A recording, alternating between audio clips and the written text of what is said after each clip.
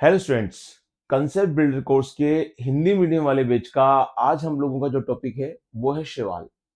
मैं हूं एमिकू सर और अलीन ऑनलाइन के आज न्यू क्लास के में आपका स्वागत है। और हम आज समझेंगे कि शैवाल जो हमारे चैप्टर पादप जगत को कवर करता है उसकी क्या स्पेशलिटी है। अब कंसेप्ट बिल्डर कोर्स में इसकी जरूरत क्यों है? इसकी जरूरत है, बच्चा जब क्या होता है कि जब क्लासिफिकेशन वाले चैप्टर को लेता है और प्लांट किंगडम में आता है तो इसमें algae, bryophyte, pteridophyte, gymnosperm, angiosperm की जो कंप्लीट नॉलेज है, लेकिन बाकी दे के ऐसी रखी है, बहुत घुमा फिरा कर दे रखी है, तो बच्चा क्या होता है उस पर अपने कंसेप्चुअल पार्ट को कवर नहीं कर पाता। और उसका रिजल्ट ये होता है कि जब वो पेपर में जाता है, नीट के एग्जाम में जाता है, तो उस अटेम्बिंग में उसके दिमाग में ये रहता है कि यार मेरे लिए एल्गी, ब्रायोफाइट, टेरिडोफाइट, जिम्नोस्पर्म आपस में उलझ ना जाए।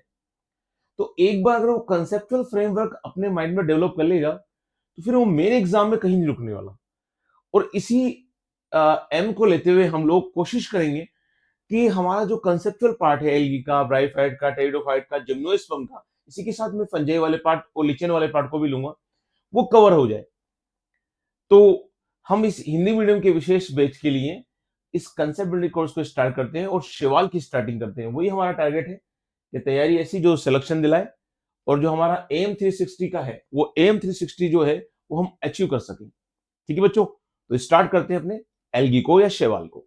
अब इसमें सबसे पहली जो हमारी जरूरत होती है वो हम ये समझें कि शैवाल के बारे में जानना है, शैवाल है कौन।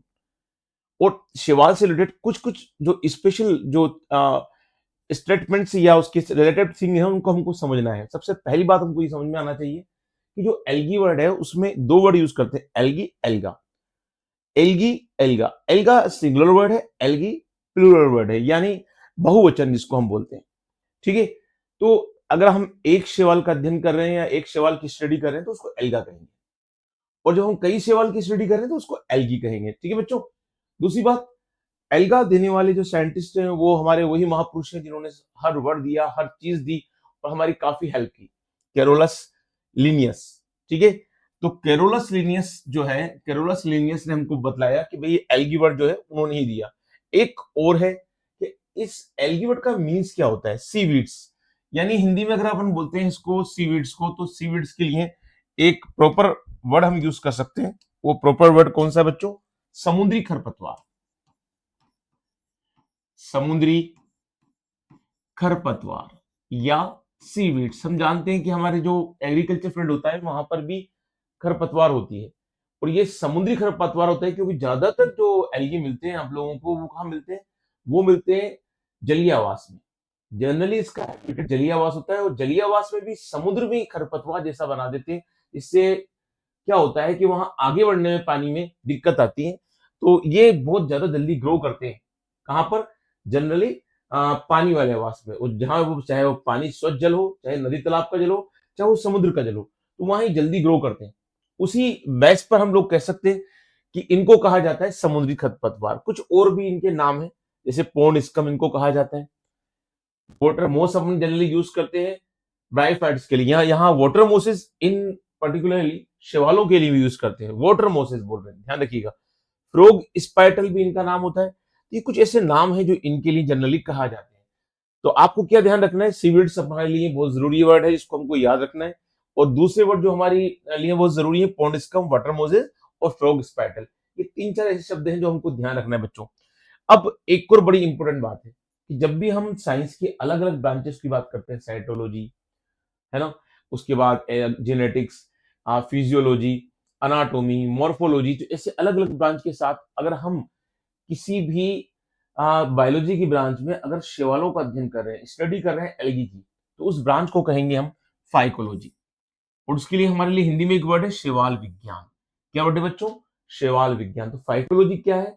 जीव विज्ञान की वे शाखा जहां हम किसका अध्ययन करते हैं? शैवालों का अध्ययन करते हैं। अगली बात हम करते हैं, जब हम शैवाल के अध्ययन को जाते हैं तो देखते हैं कि एफ एफ फ्रिश ने इस क्षेत्र में ज्यादा काम किया। तो एफ एफ फ्रिश वे साइंटिस्ट हैं जिन्होंने बहुत ज्यादा काम किया, तो इनको कहा जाता है शैवाल विज्ञान के जनक, यानी फाइकोलॉजी के फादर कौन है? एफ एफ फ्रिश है। तो ध्यान रखिएगा, शैवाल विज्ञान के जनक एफ एफ फ्रिश है। वो इसलिए है क्योंकि इन्होंने इस क्षेत्र में बहुत ज्यादा काम किया। अगर अपन भारतीय की बात करें कि इंडियन फाइकोलॉजी के जनक कौन से? जिन्होंने इस क्षेत्र में बहुत ज्यादा काम किया, तो भारतीय शैवाल विज्ञान के जनक है ओपी अयंगर। ओपी अयंगर ने अपने इस क्षेत्र में बहुत ज्यादा काम किया, ओम प्रकाश अयंगर, तो इनका नाम ध्यान रखिएगा। भारतीय शैवाल विज्ञान के जनक कौन है? ओपी अयंगर है। ओके बच्चों, तो जो आपके सामने स्लाइड है, उस स्लाइड पे कुछ काम की बातें आई। ये शैवाल जो वर्ड है, एल्गी जो वर्ड है, वो एल्गी वर्ड जो है किसने दिया था? लिनियस ने दिया था। और लिनियस ने देने के साथ इस एल्गी का सिंपल मीन्स क्या होता है? समुद्री खरपतवार। ऐसा क्यों? क्योंकि ये समुद्री वाले आवास में मिलते हैं। इसे भी जलीय आवास इनका सामान्य आवास है, चाहे वो नदी तालाब का जल हो यानी फ्रेश वाटर, या समुद्र का जल हो।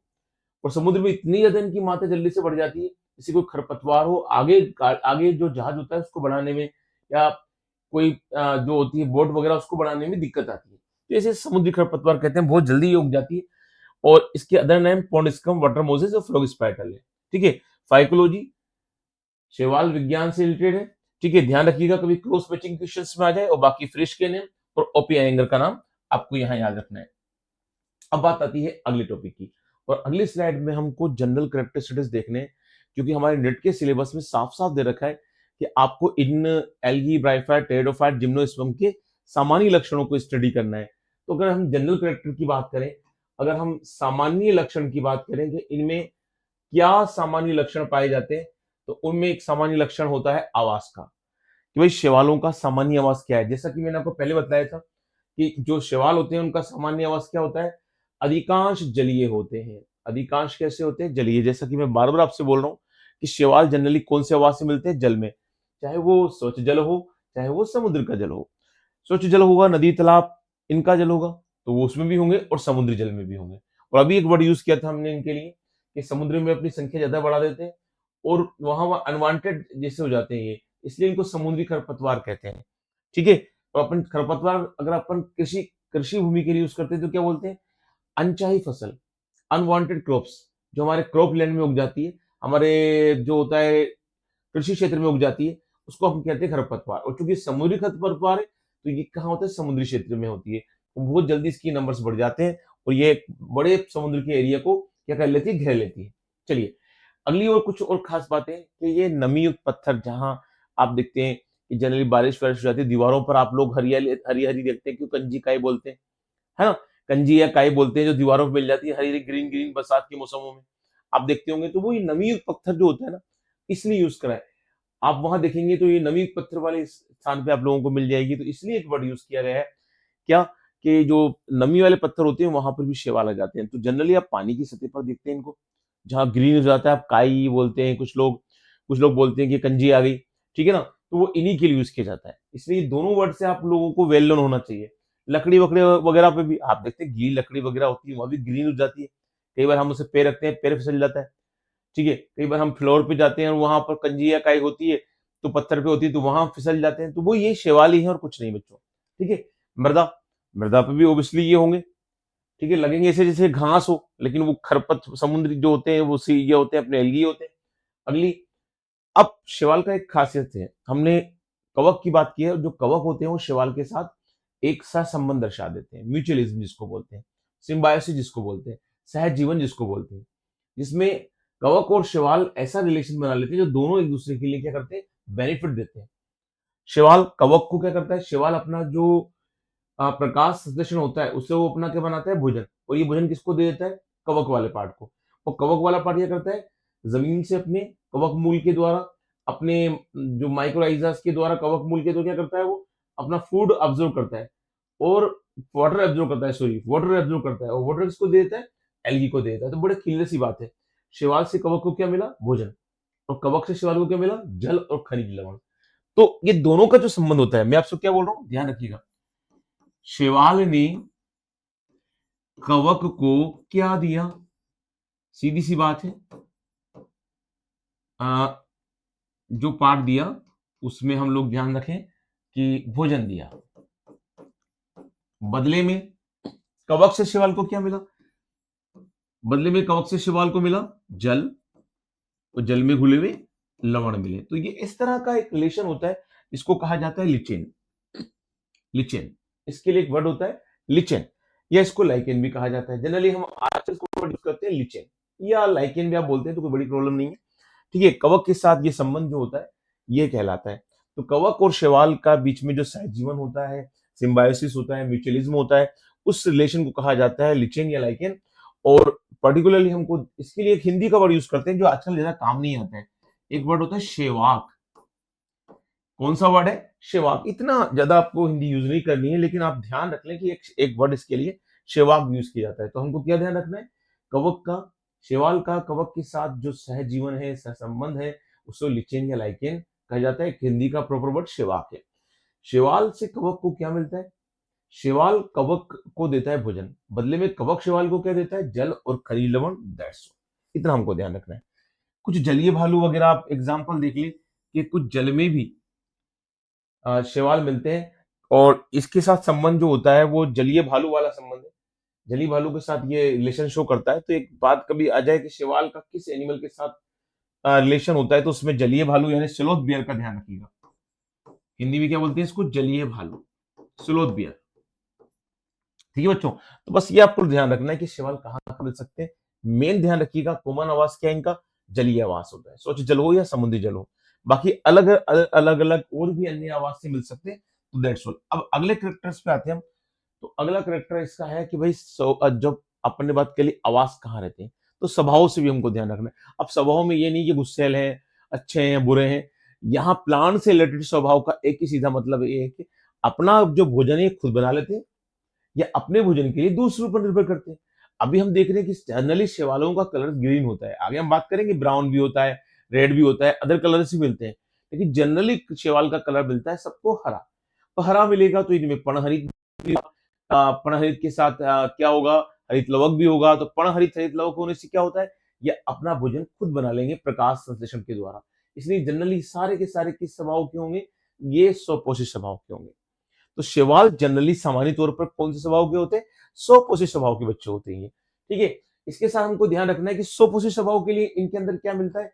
इनके अंदर हरित लवक मिलता है। हरित लवक मिलने से ये स्वपोषी होते हैं, अपना भोजन खुद बना लेते हैं। अब कौन कौन से हरित लवक मिलते हैं, तो एक अगर लिस्ट बनाकर देखें तो हरित लवक जो होते हैं वो अलग अलग टाइप्स के होते हैं। हरित लवक मतलब क्लोरोफिल जो होता है वो अलग अलग टाइप का होता है। क्लोरोप्लास्ट जो होता है वो अलग अलग टाइप का होता है। अब कौन कौन सा होता है? Chloroplast A, chlorophyll B, chlorophyll C, chlorophyll D, chlorophyll E. तो इनमें कौन कौन से क्लोरोफिल मिलते हैं? Chlorophyll A, chlorophyll B, chlorophyll C, chlorophyll D और क्लोरोफिल ई। ये जनरली शैवालों में मिलते हैं। अदर्स में आपको इतना टाइप्स के जो होते हैं क्लोरोफिल नहीं मिलते हैं। दूसरी बात, क्लोरोफिल एक ऐसा होता है सभी शैवालों में मिलता है, लेकिन बी सी डी ई ये कॉम्बिनेशन में मिलते हैं। कुछ शैवालों में मिलते हैं, कुछ में नहीं मिलते हैं। तो जब सभी शैवालों में आपको क्लोरोफिल ए मिल रहा है, तो इसके लिए कहा जाता है ये यूनिवर्सल पिगमेंट है, या इसको बोलते हैं सार्वत्रिक वर्णक। अगर आ जाए आपके कौन सा क्लोरोफिल सार्वत्रिक वर्णक होता है, तो क्लोरोफिल ए के बारे में आपको ध्यान रखना है बच्चों। ये सभी शैवालों में मिल जाता है। ठीक है। तो क्लोरोफिल ए सभी शैवालों में मिलता है, और ये एक सार्वत्रिक वर्णक के रूप में होता है। अगली हम बात करें कि भाई शैवाल जो होते हैं वो इस तरह तो होते हैं, लेकिन अब शैवाल का जो शरीर होता है वो क्या होता है? अगर हम बात करें कि शैवाल क्या है, तो आप बोलेंगे सर पादप है। तो पादप में क्या बॉडी होती है कि सर उसमें रूट होता है, स्टेम होता है, लीफ होता है? बिल्कुल सही बात है। लेकिन हर प्लांट ऐसा नहीं होता। हर प्लांट की बॉडी डिस्ट्रीब्यूटेड नहीं होती, डिफरेंशिएटेड नहीं होती, वो जड़ तना पत्ती में विभाजित नहीं होती।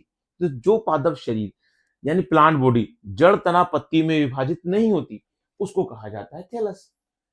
थैलस क्या है? जिसमें आप जड़ तना पत्ती में इसको विभाजित ना कर सके, उस बॉडी को क्या कहा जाता है? थैलस कहा जाता है। अब शैवाल के अंदर क्या होता है? ये थैलस जो बॉडी होती है, जो थैलस स्वरूप होता है, वो अलग अलग प्रकार का होता है। ठीक है। सबसे पहला प्रकार देखिए कॉलोनियल। यहाँ क्या होता है? ऐसे जो शैवाल होते हैं, जैसे वोल्वोक्स इसका एग्जाम्पल है। ये वोल्वोक्स की इस तरह से, ये एक वोल्वोक्स हो गया, ये दूसरा, ये तीसरा, ये चौथा, है ना, ये पांचवा, छठा, ऐसे बहुत सारे जो वोल्वोक्स होते हैं, वो वोल्वोक्स मिलकर क्या बना लेते हैं? इस तरह की एक कॉलोनी बना लेते हैं। जैसे हमारे घर जो होते हैं, एक घर, दूसरा घर, तीसरा घर, चौथा घर, पांचवा घर, ऐसे बहुत सारे जो होम घर होते हैं, उससे एक कॉलोनी बन जाती है। वैसे की वैसी क्या होता है, जो वोल्वोक्स शैवाल होते हैं वो क्या कर लेते हैं? ऐसी कॉलोनी बना लेते हैं। तो बड़ा इंपॉर्टेंट है कि कौन से शैवाल ऐसे होते हैं जो कॉलोनी बनाते हैं, उससे कोई रिलेटेड क्वेश्चन आ जाएगा। तो ध्यान रखिएगा वोल्वोक्स। और ऐसे ध्यान रख लीजिएगा कि कॉलोनी जो होती है वो होती है सी से, और वोल्वोक्स होता है वी से। तो सी वी से इसका ध्यान रखना, जब भी कॉलोनी बनेगी तो उसमें कौन सा शैवाल रेस्पॉन्सिबल होगा? वॉलबॉक्स, ऐसे और भी इसमें लंबे बातें होती हैं और भी इसमें डिस्क्रिप्शन है, लेकिन हमको उससे ज्यादा याद रखने की जरूरत नहीं है। दूसरी बात, कुछ शैवाल ऐसे होते हैं जो तंतुवत होते हैं, इस तरह से, है ना। आप देखेंगे तो इस तरह से उसमें तंतु होगा, उसमें कभी कभी ऐसी ब्रांचेस ही मिल जाएंगी, तो हमको लगेगा कि ऐसा तो झूठ बोल रहे थे कि शैवाल के शरीर में जड़ तना पत्ती में विभाजित नहीं होता, या शैवाल की बॉडी जो होती है वो डिफरेंशिएट नहीं होती रूट स्टेम लीफ में। ये तो स्टेम लग रही है, ये लगती स्टेम में होती नहीं है। स्टेम किसे कहते हैं? जिसका डेवलपमेंट या परिवर्धन कहाँ से होता है? प्रांकुर से, और जिसमें परव परव संधि पाई जाती है। ऐसा कोई करेक्टर आप लोगों को यहाँ देखने को नहीं मिलता है बच्चों। इसलिए लगता होगा स्टेम, लेकिन होता नहीं है। इसलिए मैं आपसे सही कह रहा हूँ, और वही बात यूनिवर्सल ट्रूथ है कि शैवाल की बॉडी में रूट स्टेम लीफ में वो डिफरेंशिएट नहीं होता, जड़ तना पत्ती में विभाजित नहीं होता। तो तंतुरूपी शैवाल का मतलब ये है कि तंतु जैसे होते हैं, जैसे हमारे बाल है, इस तरह से होते हैं। और इसमें जो पॉपुलर एग्जाम्पल है, एक तो है यूलोथ्रिक्स और एक है हमारा स्पाइरोगाइरा। यूलोथ्रिक्स और स्पाइरोगाइरा, ठीक है। तो आप जब भी तंतुरूपी शैवाल की बात करें तो आपको कहां जाना है? यूएस। और यूएस में जाकर आप तंतुरूपी शैवाल को हमेशा ध्यान रखेंगे, यू से यूलोथ्रिक्स, एस से स्पाइरोगाइरा।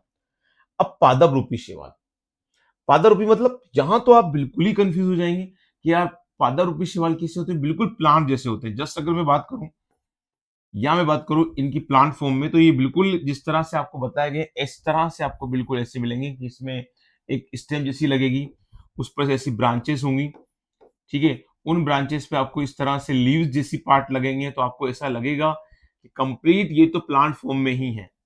कैसे है? प्लांट फॉर्म में ही है। इस तरह से आपको ऐसी प्लांट फॉर्म दिखेगी। और जनरली आपको ये दिखेंगी पॉलीसाइफोनिया में, है ना, पोरफायरा में। पॉलीसाइफोनिया, पोरफायरा यानी पीपी से, प्लांट फॉर्म पीपी से, पादप रूप पीपी से, ध्यान रखेंगे आप। पोरफायरा एंड पोली जो होता है, एक नाम है हमारा पॉलीसाइफोनिया। और पॉलीसाइफोनिया पोरफायरा बिल्कुल ऐसे लगते हैं, पॉलीसाइफोनिया बिल्कुल ऐसे लगता है जैसे कोई प्लांट फॉर्म में हो, ठीक है। लेकिन प्लांट फॉर्म होती है, प्लांट होता नहीं है, ध्यान रखिएगा। हम जब इसकी नेक्स्ट क्लास में आएंगे तो उनको हम पिक्चर्स भी दिखाएंगे कि पोलीफायर का किस तरह होता है, पॉलीसाइफोनिया किस तरह से होता है, यूलोथ्रिक्स किस तरह से होता है, और अपनी जो बुक है उसमें भी आप देख सकते हैं। तो ऐसा लगेगा कि ये पूरा प्लांट जैसा लग रहा है, लेकिन लगता है ऐसा है, होता नहीं है बच्चों, ध्यान रखिएगा, ठीक है। तो प्लांट फॉर्म जो होती है वो किसके अंदर मिलती है? Polysiphonia porphyra. नाम ध्यान रखिएगा, पीपी से पॉलीसाइफोनिया पोरफायरा। तंतुरूपी में कौन होता है? US, Ulothrix and spirogyra. चलिए, अब बड़े आकार वाला शैवाल, जनरली कभी क्वेश्चन आ जाए तो सबसे बड़े आकार का शैवाल कौन सा होता है? बड़ी काफी बड़ी साइज होती है इसकी, उसे कहा जाता है कैल्प। ये बड़ा इंपॉर्टेंट क्वेश्चन है। यहाँ से कहीं बन जाता है कि बड़े आकार वाले शैवाल का नाम बदलाइए, तो आप किसका नाम देखेंगे? कैल्प का। तो ये ऐसी बड़ी इंपॉर्टेंट स्लाइड है आप लोगों के लिए कि शैवाल का शरीर थैलस होता है, जड़ तना पत्ती में बटा हुआ नहीं होता, और इस शरीर के अलग अलग रूप होते हैं। कॉलोनी में मिल जाता है तो कॉलोनियल शैवाल, वॉल बॉक्स ध्यान रखेंगे। और याद करने का फंडा क्या है हमारा? सीवी, ठीक है। अगर तंत्रुपी शैवाल की बात आती है तो यूएस ध्यान रखेंगे, और यूलोथ्रिक्स और स्पाइरोगेरा। अगर पादोरूपी शैवाल की बात आती है, पॉलीसाइफोनिया पोरफायरा। और एक बड़े आकार का शैवाल पूछा जाता है तो कैल्प का ध्यान रखेंगे कि वो कैल्प होता है। तो इस तरह से कुछ इंपॉर्टेंट पॉइंट्स है शैवाल से रिलेटेड जो हमको ध्यान रखना है। अब हमने बात कर ली कि शैवाल का स्वभाव क्या होता है, शैवाल का आवास क्या होता है, शैवाल की बॉडी कैसी होती है। अब उस बॉडी में शैवाल की हर कोशिका की क्या विशेषता होती है, उस कोशिका में क्या खासियत होती है, उस स्पेशलिटी या खासियत को हमको देखने की जरूरत है। तो अगर हम यहाँ बात करें शैवाल की, सपोज कर लीजिए शैवाल की कोशिका है जो इस तरह से गोल आकार की है, और इसके बाहर वाला पार्ट जो हमने ऑरेंज कलर का बनाया है, ये कौन होती है? उसकी कोशिका, सेल वॉल, ठीक है। कोशिका भित्ति की खासियत है कि वो सेलुलोज और पैक्टिन नाम के दो अलग अलग रसायनों की बनी होती है, सेलुलोज और पैक्टिन। कोशिका भित्ति पे ध्यान रखिएगा कि ये सीपी है। सीपी से क्या ध्यान रखेंगे? एक तो सेलुलोज की बनी होती है और एक पैक्टिन की बनी होती है। अगली खासियत कि शैवाल के अंदर इस तरह से ये साइटोप्लाज्म होता है, ये साइटोप्लाज्म होता है, इस तरह से एक न्यूक्लियस होता है, इसकी तो बात हम करेंगे। और न्यूक्लियस कौन सी, जनरली कौन सी कंडीशन होती है इसकी? यूकैरियोटिक कंडीशन होती है। यूकैरियोटिक मतलब क्या होता है? पूरी तरह से विकसित, पूरी तरह से डेवलप न्यूक्लियस होता है ना। प्रोकैरियोटिक की तरह नॉन डेवलप न्यूक्लियस नहीं होता। यहाँ कंप्लीट जो होता है वो क्या होता है? न्यूक्लियस डेवलप होता है। अगली बात हम करें तो ये जो हमने ग्रीन ग्रीन बनाया है, ये इनका क्या होता है? क्लोरोप्लास्ट। क्या होता है? क्लोरोप्लास्ट। और इसके अलग अलग शेप होते हैं। शैवालों की स्पेशलिटी है कि इनका क्लोरोफिल या क्लोरोप्लास्ट अलग अलग शेप का होता है, जालिकाकार होता है, सर्पिल होता है, घोड़े की नाल का होता है, यू शेप जिसको बोलते हैं, उसके आकार का मिलता है। ठीक है, अलग अलग शेप में मिलता है। शैवालों की विशेषता कभी आ जाए कि अलग अलग प्रकार के पर्णहरित या हरित हरित लवक जो होता है, ठीक है, हरित लवक का आकार अलग अलग किन में मिलता है, तो शैवालों में मिलता है। क्लियर? उतना डिस्क्रिप्शन हमारे कोर्स में नहीं है, तो उसको मैं बतला नहीं रहा हूँ, वरना सभी के एग्जाम्पल्स होते हैं कि सर्पिलाकार किस में होता है, जालिका रूपी किस में होता है, ठीक है, यू आकार का किस में होता है, तो वो इतना डीप स्टडी की आपको जरूरत नहीं है। ठीक है, तो वरना उनको भी मैं आपको फंडे से याद करा देता, लेकिन उस जगह जाने की जरूरत ही नहीं है, क्वेश्चन आते ही नहीं है, तो उतना डीप जाने की जरूरत नहीं। किसी भी कोचिंग की शीट्स या मॉड्यूल्स में अगर आप देखें तो वो बहुत ज्यादा सवाल को फैला देता है, उतनी जरूरत ही नहीं है, उतने क्वेश्चन बनते ही नहीं है, तो वहां जाने की जरूरत क्या है। ठीक है ना? तो हम लोग ध्यान रखेंगे कि ये स्पेशलिटी होती है कि क्लोरोप्लास्ट इनमें मिलता है जो अलग अलग शेप का होता है। अगर हम चलें क्लोरोप्लास्ट के अंदर, तो अंदर आपको मिलेगा पायरेनोइड। और पायरेनोइड किस नेचर का होगा, किसका बना होता है? प्रोटीन का। ध्यान रखिएगा, एक एक बड़ी इंपॉर्टेंट बात है कि क्लोरोप्लास्ट के अंदर पायरेनोइड, और पायरेनोइड की नेचर क्या है? प्रोटीनियस नेचर है, प्रोटीन का बना होता है। इसमें इस पायरेनोइड में कौन संचित होता है?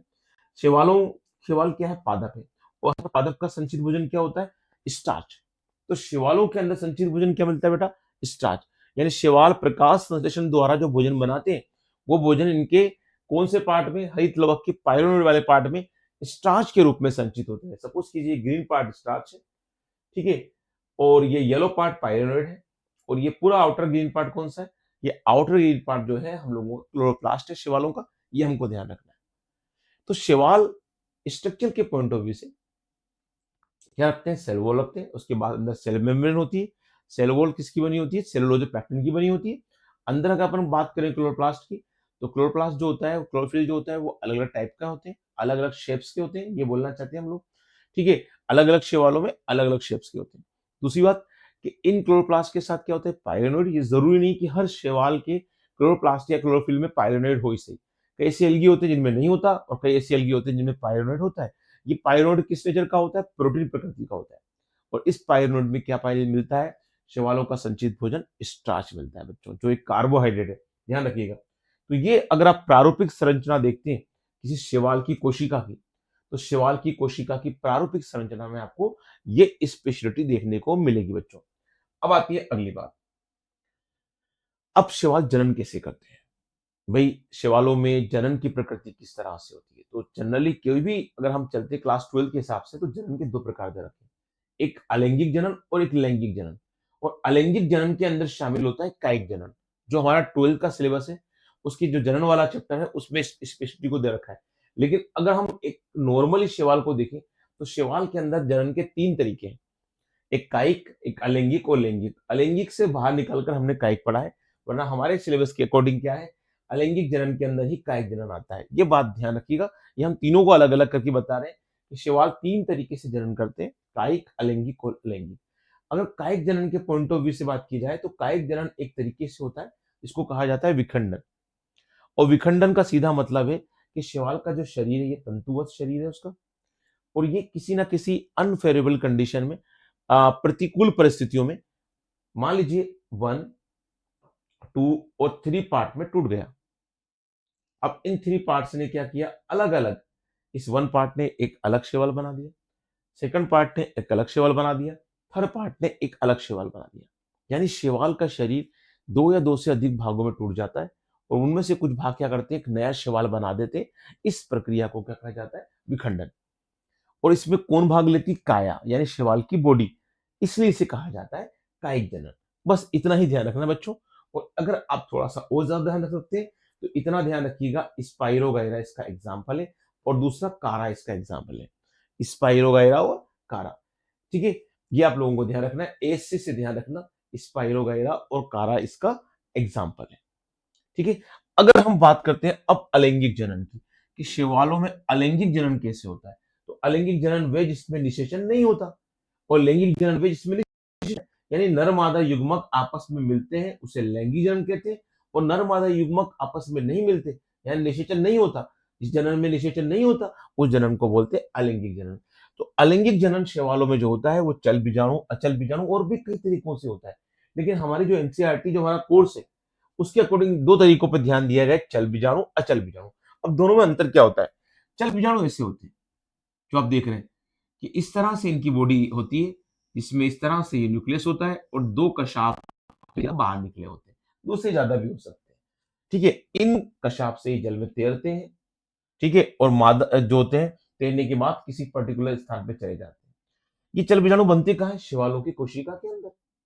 तो शैवाल की जो कोशिका चल बीजाणु को बनाती है वो चल बीजाणु धानी कहलाती है। और उस चल बीजाणु धानी में बहुत सारे चल बीजाणु बन जाते हैं जो बाहर आते हैं, कुछ देर पानी में तैरते हैं और तैरने के बाद फिर अंकुरित होकर यानी जर्मिनेशन करके वापस नया शैवाल बना देते हैं। तो ध्यान रखिएगा, शैवाल की बॉडी इसको बोलते हैं चल बीजाणु धानी। शैवाल की कोशिका इसे बोलते हैं चल बीजाणु धानी। इस कोशिका में क्या बन जाते हैं? चल बीजाणु, जो इस तरह से चल होते हैं, कशाव वाले होते हैं, कुछ बाहर आते हैं पानी में तैरते हैं और कुछ देर बाद क्या होते हैं? उनसे नया शैवाल बन जाता है, ये चल बीजाणु। अचल बीजाणु और चल बीजाणु में कितना डिफरेंस है कि अचल बीजाणु में कशाव ध्रुव, ये दो रूप दे रखे हैं आपके सामने, दोनों में न्यूक्लियस सब कुछ है, इसका राउंड शेप है, इसका लॉन्ग है छड़ जैसा। और दोनों में क्या नेचर है कि दोनों में ही ये देखने को मिलेगा आप लोगों को कि दोनों में ही कशाव नहीं होंगे, इसलिए अचल बीजाणु कहलाते हैं।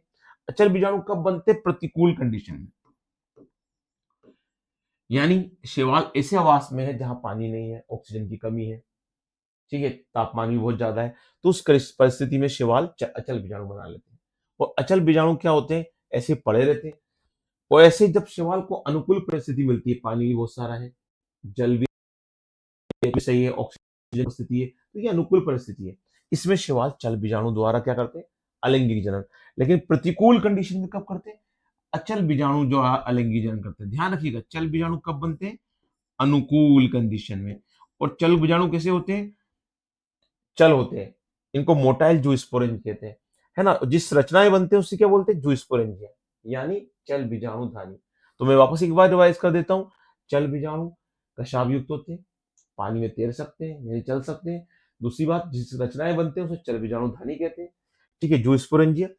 ठीक है, और कब बनते हैं? हमेशा अनुकूल परिस्थिति में बनते हैं, और अनुकूल परिस्थिति में ही नया शैवाल बना देते हैं। अचल बीजाणु कब बनते हैं? प्रतिकूल कंडीशन में, यानी अनफेवरेबल कंडीशन में, जब पानी नहीं होता, सूख जाता है पानी, ऑक्सीजन की कमी होती है, तापमान बहुत ज्यादा होता है, उस प्रतिकूल परिस्थिति में शैवाल क्या बनाते हैं? अचल बीजाणु। और ये अचल बीजाणु अनुकूल परिस्थिति का वेट करते हैं, इंतजार करते हैं, और जब अनुकूल परिस्थिति आ जाती है तो ये अंकुरित होकर वापस क्या बना देते हैं? नया शैवाल। तो ये ऐसे दो तरीके होते हैं बच्चों, जो आपको ध्यान रखना है। और दोनों में इतना सा अंतर ध्यान रखना है, ये प्रतिकूल में बनते हैं, ये अनुकूल में। ये चल होते हैं और ये अचल होते हैं। अब आती बात, जो चल बीजाणु होते हैं वो अनुकूल परिस्थिति में बनेंगे और अनुकूल में क्या बना देंगे? नया शैवाल। लेकिन अचल बीजाणु बनेंगे प्रतिकूल में, फिर वेट करेंगे कि अनुकूल परिस्थिति आ जाए, जैसे हम वेट करते हैं कि हमारा खराब समय चला जाए, अच्छा समय आ जाए, वैसी की वैसी। और फिर क्या होता है? जब अनुकूल परिस्थिति आ जाती है तो ये अचल बीजाणु क्या होते हैं? अनुकूल परिस्थिति में नया शैवाल बना देते हैं। बनते प्रतिकूल है लेकिन बनेगा नया शैवाल कब? अनुकूल। चलिए, अब आते हैं लैंगिक जनन में। लैंगिक जनन क्या होता है? शैवालों में नर मादा युग्मक होते हैं, वो आपस में निषेचन करते हैं और उनसे नया जो होता है क्या हो जाता है? शैवाल बन जाता है। अब लैंगिक जनन के दौरान जो नर मादा युग्मक आपस में मिलेंगे वो किस प्रकार के होंगे? किस टाइप्स के होंगे? दोनों चल होंगे, एक चल होगा, एक अचल होगा, एक बड़ी साइज का होगा, एक छोटी साइज का होगा। तो दोनों शैवाल के कार्यों के मामले में कैसे, और दोनों शैवाल सॉरी, दोनों युग्मक कार्य के मामले में कैसे, और दोनों जो युग्मक है उनका आकार कैसा है, तो उस आकार के आधार पर और उस कार्य के आधार पर दोनों शैवालों को ये देख, तो दोनों युग्मकों को इस तरह देखकर हम क्या कह सकते हैं कि लैंगिक जनन जो होता है अलग अलग प्रकार का होता है। तो लैंगिक जनन के प्रकार अलग अलग किसके आधार पर है? युग्मकों के आधार पर। और युग्मक भी कौन से? जिनमें उनका आकार अलग अलग हो या आकार समान हो और उनकी कार्य प्रणाली अलग अलग हो। तो शैवालों में लैंगिक जनन के जो अलग अलग प्रकार दिए गए हैं उनमें शैवालों के साइज के आधार पर दिए गए, आकार के आधार पर दिए गए, और शैवालों के जो कार्य प्रणाली है उसके आधार पर इनको दिया गया है। अब पहला देखो प्रकार कौन सा है? समयुग्मकी। नाम से लग रहा है कि दोनों शैवाल, दोनों युग्मक कैसे होंगे? समान होंगे। असम युग्मकी, दोनों जो युग्मक होंगे वो अलग अलग होंगे। और तीसरा नाम क्या दिया गया है? अंड युग्मकी। थोड़ा सा दोनों युग्मकों में कुछ ज्यादा अंतर देखने को मिलेगा। आप देखते हैं कि लैंगिक जनन में ये युग्मक अलग अलग कैसे होते हैं, इसको नेक्स्ट स्लाइड पे देखते हैं। देखिए नेक्स्ट स्लाइड में हम लोगों ने तीनों टाइप्स के जो लैंगिक जनन के प्रकार है, समयुग्मकी, असमयुग्मकी, अंड युग्मकी, इंग्लिश में बोले तो आइसोगेमस, एनिसोगेमस एंड ओगेमस। आइसोगेमस, एनिसोगेमस और ओगेमस। ये 3 टाइप्स के आप लोगों को क्या मिलेंगे, अलग अलग युग्मक मिलेंगे। अब इसके आधार पर अगर हम शैवालों को बांटना चाहते हैं तो हम देखें समयुग्मकी का मतलब क्या है। ये युग्मक का जब संलयन होगा, नर मादा युग्मक जब आपस में मिलेंगे तो वो युग्मक कैसे होंगे, उनका आकार भी समान होगा, यानी दोनों युग्मक दिखने में एक जैसे होंगे, ये देखिए, या दोनों युग्मक कार्य में एक जैसे होंगे, है ना। तो या नहीं लगाना है, सॉरी, मुझे यहां ये लगाना है कि जब दोनों युग्मक साइज में भी समान हो और कार्य में भी समान हो। जैसे देखो, ये दोनों युग्मक कैसे चल हैं, दोनों में कशाभ है, दोनों की साइज भी एक जैसी है, तो कार्य में दोनों कैसे चल, यानी नर मादा युग्मक दोनों चल है, दोनों एक दूसरे के पास जा सकते हैं और दोनों की साइज भी एक जैसी है ना। जो एक आइडियल कंडीशन है किसकी, लैंगिक जनन की समयुग्मकी वाले में। तो इसको आपको देखने को मिलेगा। एक शैवाल है, बड़ा पॉपुलर है, यूलोथ्रिक्स। इसके हम पहले भी नाम ले चुके हैं। तो यूलोथ्रिक्स में क्या होता है, समयुग्मकी लैंगिक जनन होता है। और कौन सी कंडीशन होती है, दोनों युग्मक आकार में भी समान होते हैं और दोनों युग्मक कार्य में भी समान होते हैं। आकार में दोनों समान है लेकिन कार्य में दोनों क्या है, चल है ना, दोनों मोटाइल है। अगर हम बात करें दूसरे एग्जाम्पल की, तो दोनों शैवाल कैसे, दोनों युग्मक कैसे शैवाल में अचल है, दोनों के साइज एक जैसी है और दोनों कार्य के मामले में कैसे अचल है, कैसे अचल, ठीक है। अब इसमें क्या होगा, नर युग्मक मादा युग्मक के पास किसी ना किसी माध्यम से जाएगा, लेकिन लैंगिक जनन में, समयुग्मक की लैंगिक जनन में अचल युग्मक कैसे होते हैं, नर मादा युग्मक साइज में एक जैसे होते हैं, ठीक है, और दोनों ही अचल प्रवृत्ति के होते हैं। और ये एग्जाम्पल देखने को मिलेगा आपको स्पाइरोगाइरा में। स्पाइरोगाइरा, तो स्पाइरोगाइरा कौन सा उदाहरण है जहां नर व मादा युग्मक दोनों ही गोल और अचल प्रवृत्ति के होते हैं, जहां नर युग्मक मादा युग्मक के पास जो होता है किसी न किसी तरीके से जाता है, लेकिन दोनों ही युग्मक कैसे होंगे, आकार में भी समान है, सॉरी, और कार्य में भी समान है। कार्य के मामले में कैसे, अचल प्रवृत्ति के। तो इस तरह से आपको नर मादा युग्मक में ये स्पेशलिटी देखने को मिलेगी। अब आते हैं हम लोग उस कंडीशन पे जहां पर असम युग्मकी कहा जाता है। तो असम युग्मकी में क्या है, असमान आकार के युग्मकों का संलयन। यहां पर असमान क्या है, डिफरेंट क्या है, आकार। जैसे आप देखिए, एक युग्मक प्लस है नर युग्मक और एक युग्मक माइनस है। दोनों युग्मक का आकार क्या है, अलग अलग है, एक छोटा है और एक बड़ा है। एक की साइज ज्यादा है, एक की साइज कम है। हमने एक को प्लस बोल दिया, एक को माइनस बोल दिया, तो दोनों का आकार अलग अलग है। और इसका एग्जाम्पल बच्चों क्या है, यूडोराइना। क्या एग्जाम्पल है इसका, यूडोराइना। तो यूडोराइना कौन सी प्रवृत्ति का, कौन सी नेचर का होता है, इसमें कौन सा होता है, एनिसोगेमी। एग्जाम्पल तो बहुत सारे हैं, मैं जनरली उसी एग्जाम्पल को रीड कर रहा हूं जो हमारी एनसीईआरटी ने दे रखे हैं, जो हमको याद हो जाएंगे, हम ज्यादा लंबा उसको फैला नहीं रहे। तो असम युग्मकीय लैंगिक जनन में क्या होता है, लैंगिक जनन में भाग लेने वाले अगर दोनों युग्मक क्या हो, आकार में असमान हो, तो उसे कहेंगे असम युग्मकीय लैंगिक जनन। और यूडोराइना का एग्जाम्पल ध्यान रखना है। और ये ध्यान रखना है कि इसमें एक युग्मक आकार में बड़ा होगा और एक युग्मक आकार में छोटा होगा। अब तीसरा टाइप कौन सा होता है, अंड युग्मकीय लैंगिक जनन। अंड युग्मकीय लैंगिक जनन में क्या है, दोनों युग्मक असमान है, का आकार के मामले में भी और कार्य के मामले में भी। यानी लैंगिक जनन में भाग लेने वाले दोनों युग्मक आकार और कार्य में असमान हो, तो उसे कहते हैं अंड युग्मकीय लैंगिक जनन, ठीक है। और इसमें बड़े आकार का जो युग्मक होता है वो जनरली माइनस प्रकृति का होता है, वो जो छोटे आकार का युग्मक होता है वो प्लस प्रकृति का होता है। इसका मतलब मैं ये बोलना चाहता हूं कि नर युग्मक जो जनरली होता है वो छोटे आकार का होता है और मादा युग्मक बड़े आकार का होता है। दूसरी खासियत क्या है कि नर युग्मक जो छोटे आकार का है वो चल होता है और मादा युग्मक जो बड़े आकार का है वो अचल होता है। जैसे ये देखिए इस एग्जाम्पल में, ये नर युग्मक कैसा है, प्लस युग्मक, छोटा है और इसमें कशाप निकल रही है, यानी चल प्रवृत्ति का है। दूसरा देखिए, ये बड़ा युग्मक है, माइनस प्रवृत्ति का है, अचल है और इसमें कशाप नहीं है, तो बड़ा युग्मक अचल होगा, कशाप नहीं मिलेंगे उसमें, ठीक है, और छोटा युग्मक चल होगा। अब इन युग्मकों में जब आपस में मिलेंगे, संलयन होगा, निषेचन होगा, तो अनयुग्मकी कहा जाएगा। अब अनयुग्मकी में दो एग्जांपल है, एक तो वोल्वोक्स और एक फ्यूकस। कौन से, वोल्वोक्स और फ्यूकस, वीएफ, वो कौन सा है, अनयुग्मकी। इसमें कौन सा ध्यान रखना है अपन को, यूडोराइना। और इसमें दो एग्जांपल है, यूलोथ्रिक्स और स्पाइरोगाइरा, ठीक है बच्चों। तो ये एग्जाम्पल को भी ध्यान रख लेना कि जब आप समयुग्मकीय लैंगिक जनन की बात करें तो यूलोथ्रिक्स, स्पाइरोगाइरा, वही यूएस जो अपन ने पहले याद किया था, यूएस को दोबारा याद कर लीजिएगा। असमयुग्मकीय में यू ध्यान रख लेना ओनली, और इस यू से कौन सा आएगा, यूरोथ्रिक्स नहीं आएगा, यूडोराइन आएगा।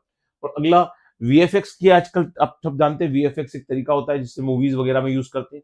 उस वीएफएक्स के वीएफ से ध्यान रखना कौन सा, एक तो आपको ध्यान रखना है वर्बॉक्स और एक ध्यान रखना है फ्यूकस। ये दोनों एग्जांपल किसके, अणयुग्मकी लैंगिक जनन के। और ये बड़ा इंपॉर्टेंट पार्ट है, शैवालों में जनन के अलग अलग प्रकार जो आप लोगों को लैंगिक जनन में देखने को मिल रहे हैं, ये बड़ा खास है और यहाँ से क्वेश्चन बनते हैं, तो आप इसको बड़ी अच्छी तरह से ध्यान रखें। ठीक है, तो आपको ये याद रहना चाहिए कि लैंगिक जनन होता है वो किस तरह का होता है, कितने टाइप्स का होता है और उसकी क्या स्पेशलिटी होती है, उसके एग्जाम्पल्स कौन कौन से हैं।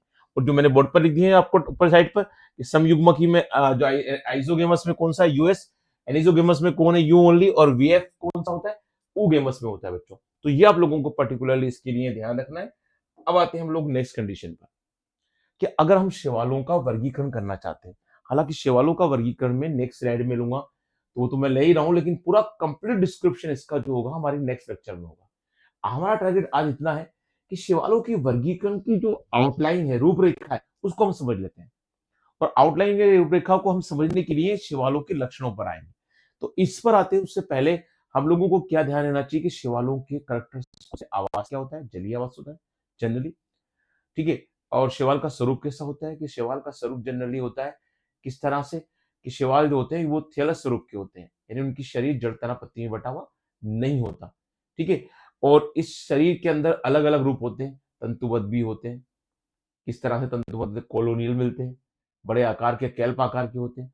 ठीक है, उसके बाद शैवाल की कोशिका कैसी होती है, पायरेनोइड कहाँ होता है, हरित लवक कहाँ होता है, हरित लवक और पायरेनोइड और स्टार्च की क्या स्पेशलिटी होती है, पायरेनोइड प्रोटीन नेचर का होता है, जिस पर क्या संचित होता है, स्टार्च होता है।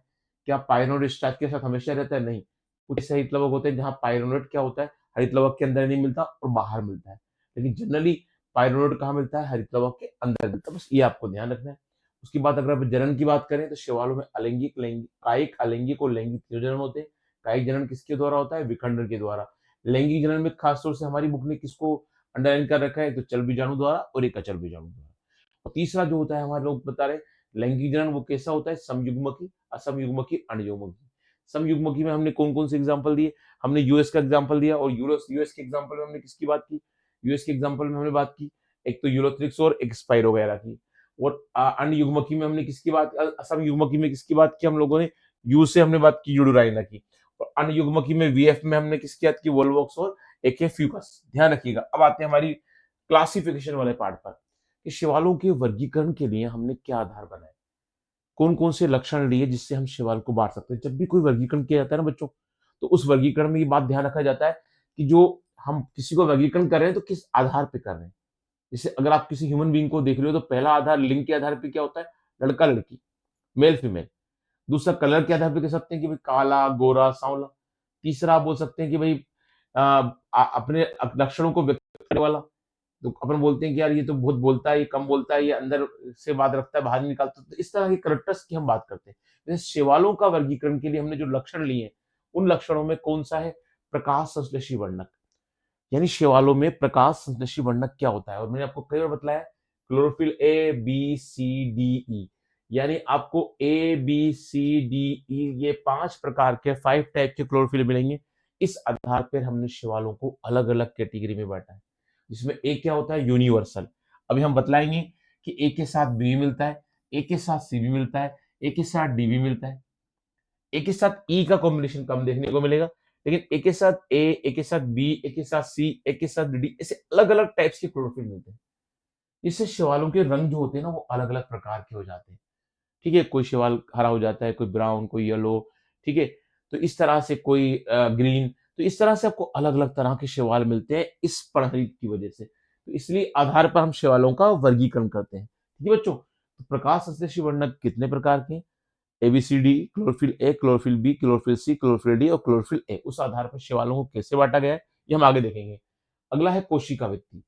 शैवालों की कोशिका वृत्ति बतलाई थी मैंने, सेलुलोज और पैक्टिन की बनी होती है। उसके साथ इस सेलुलोज पैक्टिन के साथ क्या मिलता है, एल्जिन, बड़ा इंपोर्टेंट केमिकल है एल्जिन। और एक है पॉलीसल्फेट एस्टर, ये बड़ा खास है, पॉलीसल्फेट एस्टर जो आपको ध्यान रखना है। ठीक है बच्चों, उसके बाद अगला आधार क्या है, पहला आधार तो प्रकाश संश्लेषी वर्णक की बात कर ली, कोशिका भित्ति के संगठन की बात कर ली, और तीसरा शैवाल जब प्रकाश संश्लेषण करते हैं तो अपना भोजन किस रूप में संग्रहित रखते हैं? तो आप बोलेंगे सर स्टार्च के रूप में, बिल्कुल सही है। अधिकांश शैवालों में जो संचित भोजन होता है वो स्टार्च के रूप में होता है, लेकिन इसके अदर फॉर्म भी है, मैनेटोल की फॉर्म में भी होता है कुछ शैवालों में, जो एक एक्स्ट्रा बात हो गई। मैक्सिमम शैवाल के बॉडी में संचित भोजन क्या है? स्टार्च ही है, लेकिन कुछ में मैनेटोल होता है और कुछ में लेमिनिन होता है। तो इसलिए आपको संचित भोजन में एसएमएल ध्यान रखना है। एसएमएल मतलब स्टार्च, स्टार्च, मेडिकल में सॉरी मैनिटोल और लेमिनिन। तो स्टार्च, मैनिटोल और लेमिनिन क्या है? शैवालों का संचित भोजन है। ठीक है, इस आधार पर भी शैवालों के अलग अलग वर्ग दिए गए हैं। ऐसे ही वर्ग कितने बच्चों? ऐसे ही वर्ग है 11, लेकिन हमारे कोर्स में जनरली 3 वर्गों की बात की गई है। वो 3 वर्ग कौन कौन से, उस पर हम आते हैं। तो ये अगर हम बात करते हैं शैवालों के वर्गीकरण की, तो शैवालों का जो वर्ग दिए गए हैं वो वर्ग कितने हैं? शैवालों के वर्ग दिए गए हैं 3, जिनके नाम है क्लोरोफाइसी, जिसमें सारे ग्रीन शैवाल आते हैं। अगला फियोफाइसी, जिसमें ब्राउन शैवाल आते हैं। और एक रोडोफाइसी, जिसमें रेड शैवाल आते हैं, रेड एल्गी आते हैं। तो अगर हम बात करें शैवालों के वर्गीकरण की, तो शैवालों का वर्गीकरण हमारे बुक के अकॉर्डिंग 3 क्लासों में किया गया है, क्लोरोफाइसी, फियोफाइसी, रोडोफाइसी। तो ध्यान रखेंगे आप, पहला कौन सा है? क्लोरोफाइसी, दूसरा कौन सा है? फियोफाइसी, और तीसरा कौन सा है? रोडोफाइसी। सीपीआर से ध्यान रखेंगे। अब क्लोरोफाइसी की क्या स्पेशलिटी है कि जिन शैवालों में क्लोरोफिल ए और क्लोरोफिल बी संचित भोजन है, ध्यान रखिएगा, ए के साथ कौन है? बी। वो शैवाल कैसे होते हैं? ग्रीन, हरे रंग के। लेकिन जिन शैवालों में क्या होता है? क्लोरोफिल ए के साथ क्या होता है? सी। वो कैसे होते हैं? भूरे रंग के, ब्राउन रंग के, उनको फियोफाइसी कहा जाता है। उस वर्ग को, जिन शिवालों में ए के साथ ना बी है ना सी है, तो फिर कौन है? डी है। तो अगर ए के साथ डी अगर क्लोरोफिल मिलता है तो उन शिवालों का कलर होता है रेड। ए के साथ डी मिलने वालों का कलर कैसा होता है? रेड होता है। ये आपको ध्यान रखना है। तो एक कॉम्बिनेशन याद कीजिए, ए के साथ बी होगा तो शिवाल कैसे होंगे? हरे। ए के साथ अगर सी होगा तो कैसे होंगे? ब्राउन। और ए के साथ डी होगा तो कैसे होंगे? लाल। ये 3 कलर के शिवाल होते हैं, ग्रीन, ब्राउन और एल्गी रेड, जो हमको ध्यान रखना है बच्चों अभी हमारे प्रेजेंट सिलेबस के अकॉर्डिंग। अगली बात, शैवालों की कोशिका भित्ति में क्या मिलता है? हमने बताया सेलुलोज पेक्टिन मिलता है, साथ में एल्जिन मिलता है ना। और कुछ क्या होता है, पर्टिकुलरली कुछ शैवालों के अंदर पॉलीसल्फेट एस्टर होता है। तो अगर हम बात करें कि जो क्लोरोफाइसी है उनके अंदर संचित भोजन कौन सा होता है? सेल वॉल में क्या होता है? सेलुलोज होता है। लेकिन जो फियोफाइसी है ना, ब्राउन एल्गी है, उनकी सेल वॉल में क्या होता है? सेलुलोज और एल्जीन होता है, जिसकी हमने बात की थी, सेलुलोज और एल्जीन। और जितने भी आपको देखेंगे रोडोफाइसी, उनके अंदर सेलुलोज भी मिलेगा, पैक्टिन भी मिलेगा, और उसके साथ क्या मिलेगा? Polysulphate ester. स्पेशली ध्यान रखिएगा कि शैवालों में सेल कोशिका भित्ति के अंदर सेलुलोज, जो सिंपल एल्गी है, कौन से? हरे शैवाल, ग्रीन एल्गी, उनमें मिलेगा। अगर हम बात करें फियोफाइसी में, तो फियोफाइसी के अंदर सेलुलोज के साथ पैक्टिन नहीं है, कौन है? एल्जीन है। ध्यान रखिएगा बच्चों। और तीसरा और लास्ट, रोडोफाइसी, जिसके अंदर सेलुलोज के साथ पैक्टिन मिलेगा और साथ ही साथ क्या मिलेगा? Polysulphate ester. ठीक है, तो ये आपको ध्यान रखना है। अगली बात, तो शैवाल होते हैं उनका संचित भोजन स्टार्च होता है, अभी हमने बोला मेनिटोल होता है, ठीक है ना। और उसके साथ हमने क्या बात करी? फिलोडीन स्टार्च होता है, या दूसरी कंडीशन होती है। तो सबसे पहले हम बात करें कि शैवालों का संचित भोजन क्या है। अगर हरे शैवाल है तो प्रकाश संश्लेषण के दौरान उनके शरीर में कौन सा पदार्थ बनेगा? स्टार्च। तो हरे शैवालों का, ग्रीन एल्गियों का संचित भोजन क्या होता है? स्टार्च। लेकिन ब्राउन एल्गी में देखिए आप, रिजर्व फूड क्या होता है? मेनिटोल और लेमिनेरिन। इसको हमने लिस्ट में पहले डिस्कस कर लिया है। तो मेनिटोल और लेमिनेरिन किस शैवालों का है? ब्राउन का। ध्यान रखिएगा, ब्राउन के साथ मनी है, ब्राउन के साथ मनी है, जिससे आप टोल हो जाओगे, मेनिटोल। और दूसरा लेमिनेरिन। तो मेनिटोल और लेमिनेरिन क्या है? जो अपने ब्राउन एल्गी है उनका संचित भोजन है। और तीसरे एल्गी, रेड एल्गी, इन रेड एल्गियों का संचित भोजन क्या होता है बच्चों? इनका संचित भोजन होता है वही स्टार्च, लेकिन कौन सा स्टार्च?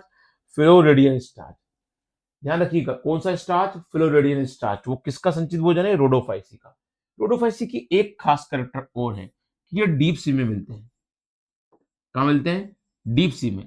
और एक खास बात जिसको हम आगे भी डिस्कस करेंगे नेक्स्ट लेक्चर में, वो खास बात क्या है कि जो रोडोफाइसी होते हैं, उन रोडोफाइसी के अंदर क्या होता है? जो गैमेट्स होते हैं वो नॉन मोटाइल होते हैं। कई बार ये क्वेश्चन आता है कि नॉन मोटाइल गैमेट्स किसके हैं? रोडोफाइसी के। बहुत खास करेक्टर है बच्चों, ध्यान रखिएगा। और समुद्र के अंदर सबसे डीप कौन से मिलेंगे? रोडोफाइसी। डीप, रोडो, रोडो डी, डीप। इससे ध्यान रखिएगा। ठीक है, तो अब ये बात हो गई हम लोगों के क्लोरोफाइसी, फियोफाइसी और रोडोफाइसी के इंपॉर्टेंट कैरेक्टरिस्टिक्स की। कौन से इंपॉर्टेंट कैरेक्टरिस्टिक? जिसके बेस पर एल्गी को अलग-अलग शैवालों को अलग-अलग 3 वर्गों में बाँटा गया है। और वो 3 स्पेशलिटी कौन-कौन सी है? पहली स्पेशलिटी है कि जो शैवाल है, उन शैवालों के अंदर जो हरित लवक है वो कौन-सा है? ए है, बी है, सी है, डी है, ई है। दूसरी, उन शैवालों की कोशिका भित्ति किस रसायन की बनी होती है? सेलुलोज की, पैक्टिन की, एल्जिन की। उनका संचित भोजन क्या है? स्टार्च है, मैनिटोल है, लेमिनिन है, क्या संचित भोजन है? है ना? कौन-सा पदार्थ उनके शरीर में जो होता है, वो प्रकाश संश्लेषण के दौरान संचित रहता है। तो इस बेस पे शिवालों को अलग-अलग कैटेगरी में बाँटा गया है। अब एग्ज़ाम्पल को पॉइंट ऑफ व्यू से देखें हम तो, जो क्लोरोफाइसी है उसमें ज़्यादातर हमारी जो बुक ने हाइलाइट किया है वो वोल्वोक्स और यूलोथ्रिक्स को किया गया है। तो वोल्वोक्स और यूलोथ्रिक्स जो है हम लोगों का, ये दोनों शैवाल जो है वीयू, वो किस में आते हैं? क्लोरोफाइसी में। उसके बाद हम बात करें फियोफाइसी में, तो एक नाम दे रखा है कौन सा? डिक्ट्योटा, एक फ्यूकस और एक लेमेरिन। डीएफएल से ध्यान रखिएगा, या लफड़े में एलएफडी से याद कर लीजिएगा। लफड़ा LFD, L for laminarin, laminaria, F for fucus और D for dictyota. Laminaria, fucus और डिक्ट्योटा, एलएफडी से लफड़े से ध्यान रखिएगा। डीएफएल से याद करना है, डिक्ट्योटा, फ्यूकस और लेमिनेरिया। डिक्ट्योटा, फिकस और लेमिनेरिन तो अलग चीज है, लेमिनेरिया है। ध्यान रखिएगा दोनों के बीच का डिफरेंस। तो क्लोरोफाइसी में कौन आता है? यूवी। यूवी में या वीयू में कौन होता है? Volvox Ulothrix. अगली बात, फियोफाइसी में कौन है? लफड़ा से एलएफडी, ध्यान रखिएगा। इसमें लेमिनेरिया, फिकस और डिक्ट्योटा। और तीसरी बात और लास्ट बात, रोडोफाइसी के अंदर क्या है? पीपी। पहला पी का मतलब है पोरफाइरा, दूसरा पी का मतलब पॉलीसाइफोनिया, जिसको हमने पहले भी याद कर रखा था, पीपी को याद किया था ना, तो वही पीपी है। तो हम लोगों को ध्यान रखना है पोरफाइरा और पॉलीसाइफोनिया कौन से एल्गी हैं? वे एल्गी हैं जिनके अंदर जो किसका एग्जांपल होते हैं? रोडोफाइसी का। ये खास ध्यान रखिएगा, जब हम नेक्स्ट क्लास में मिलेंगे तो पर्टिकुलरली इन करेक्टर को देखेंगे कि कैसे फियोफाइसी, रोडोफाइसी और क्लोरोफाइसी में क्या स्पेशलिटी होती है। फिलहाल तो हम लोग एक जनरल आइडिया ले रहे हैं इसका, एल्गी करेक्टर के साथ कि शैवालों को किस तरह से बांटा गया है। तो बच्चों क्या ध्यान रखोगे? शैवालों का जो वर्गीकरण किया गया है उसमें क्लोरोफाइसी की क्या स्पेशलिटी है, फियोफाइसी की स्पेशलिटी क्या है और रोडोफाइसी की क्या है। ग्रीन एल्गी किस में रखे गए, रेड एल्गी किस में रखे गए, ब्राउन एल्गी किस में रखे गए, और तीनों के अलग अलग सेल वॉल में, रिजर्व फूड में। और एक जो तरीका दिया गया है वो तरीका क्या है कि इनकी जो क्लोरोफिल है या क्लोरोप्लास्ट है वो किस टाइप का है, इस बेस पर इनको कैसे बांटा गया है वो आपको याद रहना चाहिए बच्चों। ठीक है, तो इतना हम लोगों को शैवालों के कैरेक्टरिस्टिक्स का ध्यान रखना है। ये हमारा कंप्लीट शैवालों में एक चैप्टर हो गया, एक क्लास हो गई। इसके बाद अगली क्लास जब हम लोग लेंगे तो शैवालों का क्या देखेंगे कि शैवालों के अंदर किस तरह से वर्गीकरण किया गया है और शैवालों के तीनों वर्गों की विशेषताएं क्या क्या है, और शैवालों की पिक्चर देखेंगे कि अलग अलग वर्ग के शैवाल जिनके हम नाम ले रहे हैं वो दिखने में कैसे होते हैं। ठीक है, तो वो नेक्स्ट क्लास में लेंगे। तो इतना ध्यान रखिएगा कि शैवाल के जनरल लक्षण क्या है, शैवाल नाम कहाँ से आया, समुद्री खरपतवार किसे कहते हैं, शैवाल का आवास क्या है, उसका स्वभाव कैसा है, उसकी बॉडी स्ट्रक्चर कैसी है, उसका थैलस किस तरह से होता है, उसमें जनन किस तरह से होता है, और शैवालों को वर्गीकरण किन किन आधारों पर किया गया है। जो होता है पर्णहरित की उपस्थिति, उनकी कोशिका भित्ति का संगठन, और तीसरा उनका संचित भोजन क्या है। तो बच्चों इतना आपको ध्यान रखना है। तो ये हमारी जो क्लास का जो टारगेट था वो पूरा हो गया है। जो हम चाहते थे कि भाई शैवाल पर्टिकुलरली किस कैरेक्टरिस्टिक्स वाले होते हैं, क्या उनकी स्पेशलिटी होती है, वो हमने कवर कर लिया है। कल हम जब आएंगे तो नेक्स्ट क्लास में हम शैवालों के वर्गीकरण को स्पेशल देखेंगे और उसको समझेंगे। तो आज के लिए good good day and goodbye. कल मिलते हैं न्यू क्लास के साथ।